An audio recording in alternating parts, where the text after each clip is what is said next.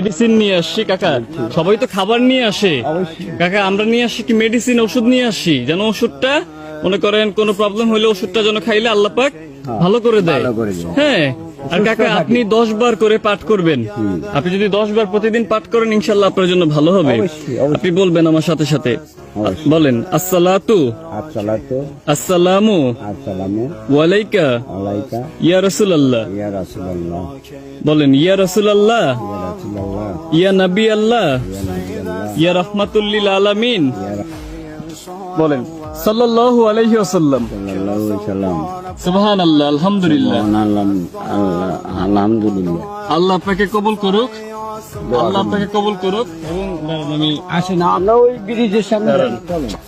আচ্ছা চলেন আমরা ওই পাশে সামনে গেলে জি আপনারা